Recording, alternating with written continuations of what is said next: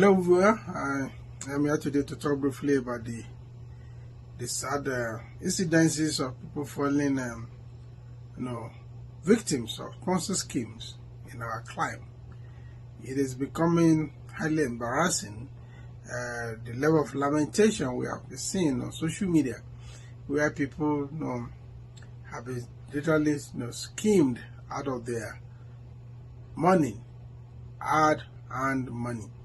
The saddest part of the story is that many of the people who have invested in these schemes have not used their own funds. They have used resources that came into their hands through a third party. Maybe some money kept with them in trust, and they choose to divert it to this, quick return scheme. This is so sad. And the fact that this thing continues, the fact that many of these schemes have come and go, and new ones are emerging, and they are still catching people unawares. Beats a reasonable imagination of anyone. In one of my articles, I talk about the concept of savings and investment. If you like reading, you can check it out on the Guardian newspapers in Nigeria or the Premium Times. All this can be sought online, and I try first to advance the philosophy that saving is not sufficient if you want your money to grow. Saving is just a one step towards investment, and when you have saved and you want to earn something reasonable from your investment, then you take a step by investing on whatever it is pleasing to you, depending on your risk appetite, as we used to call it. And I also want that usually there's always a relationship between what you are getting and the security of your investment. The most secure investment in the world usually come with a very low return.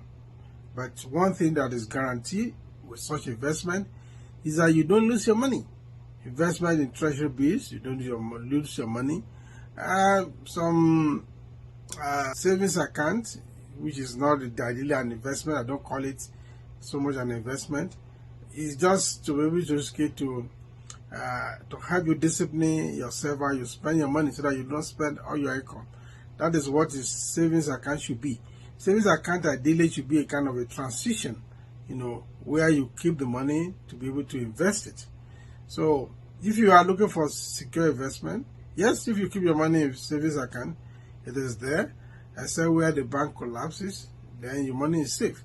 And of course, because of the bank insurance, deposit insurance scheme, usually you be able to get your money.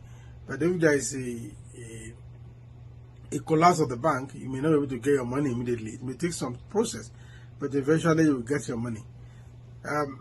Investment in secure treasury bills, which is government borrowing, is one of the guarantees, the most solid, the most secure investment all over the world, everywhere in the world, because government is a continuum. It's always there, so you get your money back, but your return may be very negligible.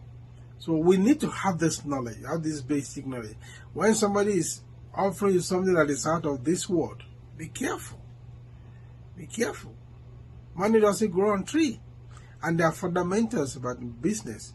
So you have to look at what is the average rate of returns in your environment. What business can you do to earn some amount of money within this period of time? You have to investigate, you have to be knowledgeable about all these things. And also be mindful that whatever returns you are getting, it is not all that the money is generating, because the promoter of the business will also take part. I mean, if it is even basic administrative fee, it will charge you. So it's not free. So if a promoter is telling you that you can give you 50%, 60%, the question to ask, how much is the promoter himself or herself generating for the person to be able to pay out 60, 70%? And because these returns are very ridiculous, they are out of this world, of course you should expect that you can lose them. So the higher risk that we talk about is the higher possibility to get nothing. That is the basic truth. That is the basic fact. And when you are mindful of these basic facts, you will be very, very mindful of what to invest your money in. So the attraction of investment is not sufficient to invest in it. You have to do your own due diligence. You have to ask questions from those who are knowledgeable about investment. Ask a consultant. Ask your friends that are, bankers, that are accountants, that are, insurance experts, all those that deal with, financial institutions. They will tell you whether this is reasonable to invest in or not. And for crying out loud, when you want to take the risk, want to plunge into the river, don't use other people's money to do it. Don't use your spouse's money kept with you in trust to do it. Don't take the money of your corporate society to go and invest in something that are not sure you will get returns back. Don't use the community money that is kept in your custody because somebody is saying that you can get this within 48 hours or 24 hours. And don't listen to all those motivational speakers who don't even know anything about investment, who are just hired to speak those lies to you. And because you trust them, you see them as your role models, they are not even knowledgeable. Most of them are not knowledgeable about anything called investment. And you follow them. They cannot even guarantee you if anything goes wrong. The celebrity or whatever, the influencer rather, that speak to you, that try to convince you to invest, if anything goes wrong, can they remedy the situation for you? Of course they cannot. Oh, if they say they are to the investment in it, fine, good luck to them. Please be careful where you put your money. Money does not grow on trees.